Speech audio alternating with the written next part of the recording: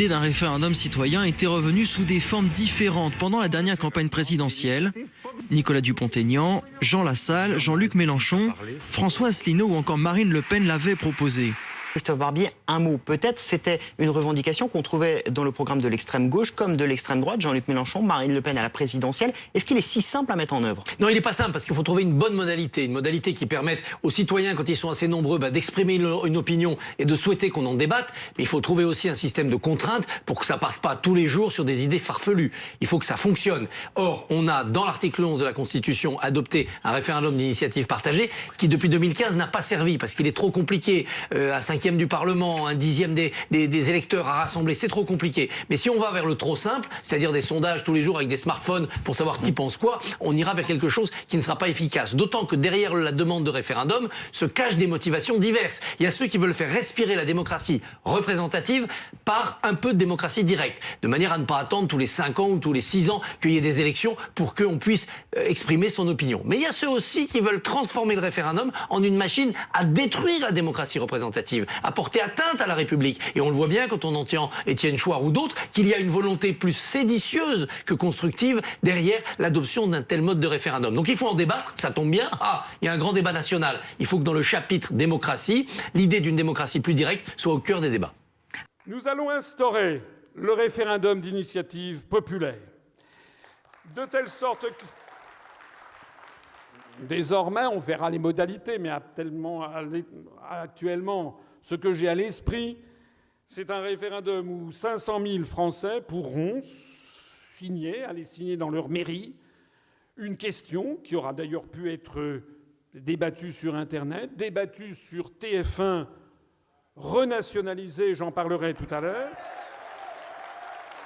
et qui deviendra une télévision qui servira de télévision interactive avec le peuple français. Eh bien, nous allons créer un référendum d'initiative populaire de telle sorte que si, par exemple, une question est approuvée par 500 000 Français, dans la même formulation, bien entendu, que l'on peut constater que 500 000 signatures ont été déposées dans une mairie avec la pièce d'identité, cette question sera soumise pour avis, elle aura pu l'être d'ailleurs préalablement, ça sera peut-être plus pratique, au Conseil constitutionnel, qui validera sa constitutionnalité. Et si 500 000 Français le demandent, eh bien la question sera posée et elle s'appliquera d'emblée, quoi que puissent penser le président de la République ou les parlementaires, ou les médias.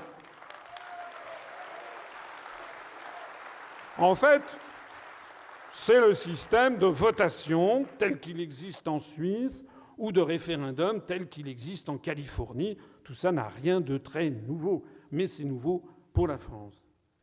Et puis, nous créerons également le vote blanc de plein exercice. Ce qui signifie, comme vous le savez,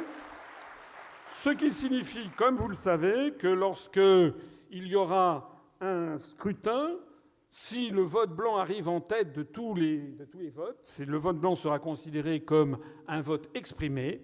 Et s'il arrive en tête, le scrutin est annulé, reporté d'un délai de plusieurs mois qui sera fixé par une loi organique, mettons 3 mois, réorganisé. Mais les candidats qui ont été présents au premier tour auront interdiction de se représenter au nouveau scrutin.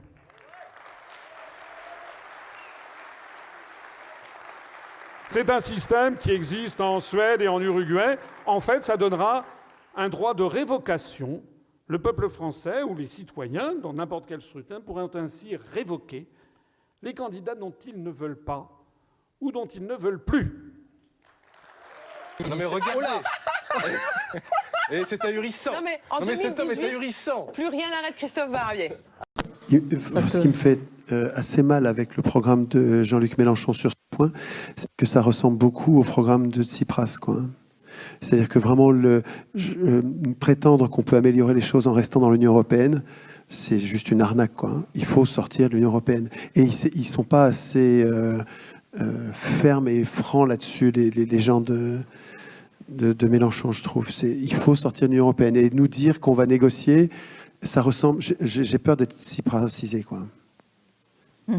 Et Le Pen, j'ai l'impression qu'elle dit qu'elle veut sortir de l'Union européenne, mais si j'ai bien compris, elle l'écrit pas dans le programme. C'est pas écrit dans le programme qu'elle veut sortir de l'Union européenne. Elle le dit, mais elle l'écrit pas. C'est ce que dit Asselineau, en tout cas. À mon avis, le seul qui veut sortir vraiment, qui en a fait un axe central, et je crois qu'il a raison, de l'Union européenne, c'est Asselineau.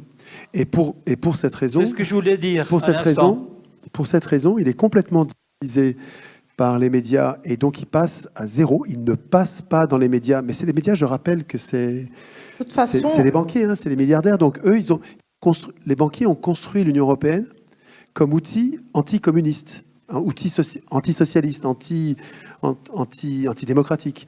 Donc c'est normal que les médias qu'ils ont achetés censurent au dernier degré le seul bonhomme qui veut sortir de l'Union européenne. Si nous étions cohérents, je pense que nous voterions tous, y compris Mélenchon, pour Asselineau. Très bien, monsieur. Parce qu'il faut sortir de l'Union européenne. Si on ne sort pas de l'Union européenne, encore deux questions, madame. Il y en a on raconte des histoires, quoi. 2 ou 3 questions et, puis on arrête parce qu'on vous retient. Il va avoir 1% parce qu'il passe à 1% dans les médias.